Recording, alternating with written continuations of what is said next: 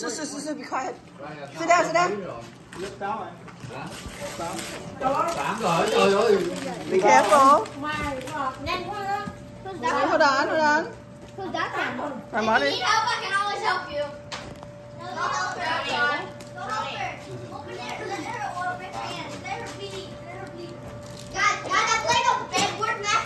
Wait. Hold on. Okay. I'm literally so cool. I'm like a bed. What? Okay, now check it out. Mở ra. Okay, you need to pull the red string. Okay. Ngồi xuống con, ngồi xuống. Rồi, pull it out. Pull. Go. Walk around. Yeah, Amy. Walk around đi. Go out more. Go. Walk. Who gave me that? Wow. Yeah, Amy. Oh. You can wrap it down your No. Your neck.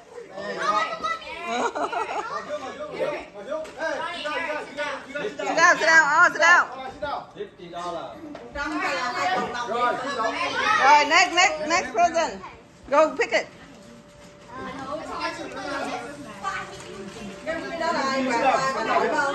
Tiền Thị có cô Hai Đồng á. Cái này của ai vậy? Bà nội, của bà nội. Sit down, you guys. I know it's hard to remember. You have to count all the money. 2, 4, 6, 8. Tâm mới cho cái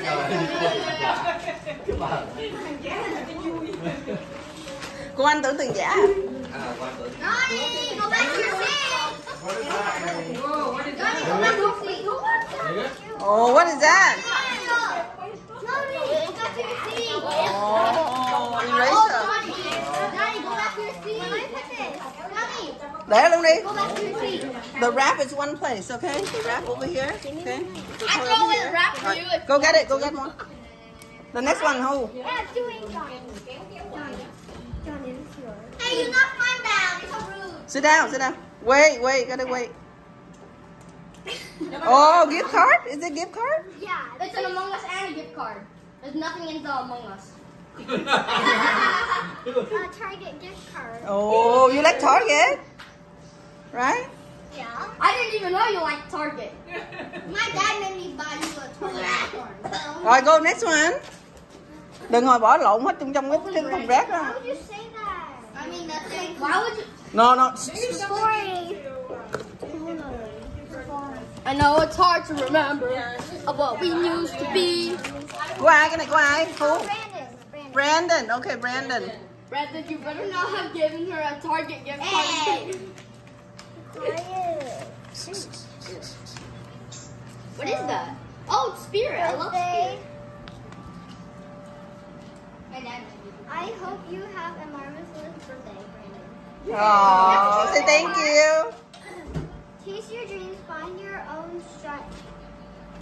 On what? Stride, and always be your best and beautiful self. Oh, okay. No one is bothering you. Isn't me? Am I the only one who gave Amy a gift card? What? Oh, man, bắt cái Target nữa. Never mind, I take that back. Sorry, I knew Brandon would get her a gift card.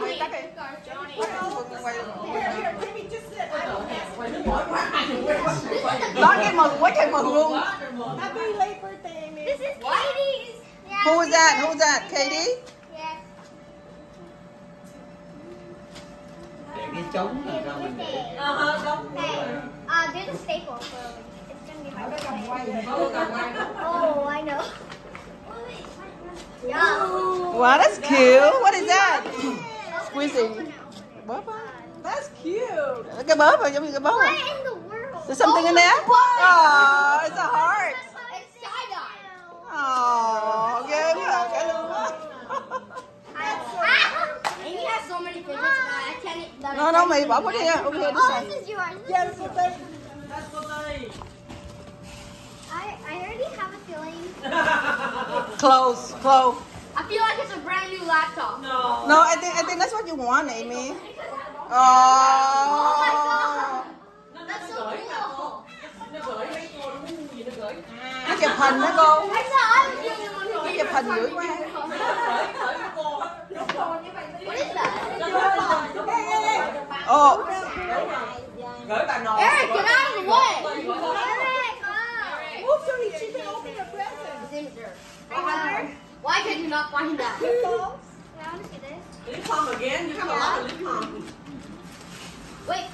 A love blow ball. Đó là cháu nhỏ nhất rồi. Yeah, đúng rồi. cái gì vậy? Oh my god! Your boyfriend? It's BTS! It's BTS! It's Jungkook! It's Jungkook! It's Jungkook! It's Jungkook! It's Bubbles! It's Jungkook! I can already see the BTS sign! I can already see it! Cười hai người nghe hai cái răng ra. It's Jungkook! I have this! Wow. No! What even is that? What even is it? More BTS! And what is it? What even is it? What even is it? It's your body board. It's mini brand. How can you not read on the top right corner like you? Đầu quá cái này nó ầm. Okay, the big one. Let's get the big one, me. Yeah.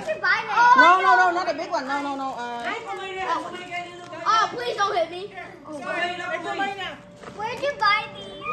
I bought that at Target. Rồi rồi, cô My kìa. I didn't buy any. Where'd Where'd you buy these? Online. Online, online. Okay, I'm going to fire.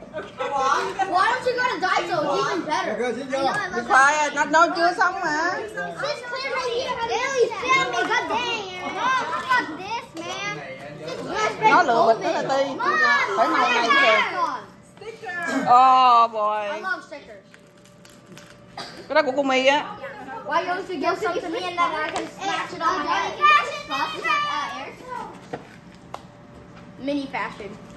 Đến. Hey, just give me an older. Đến. I Put it back. can't open the Put it back in the bag. Wait, should Put we the gift say back in the bag, yeah. that? Yeah, now here. It's mine. Open mine. I bet that one's a PS5.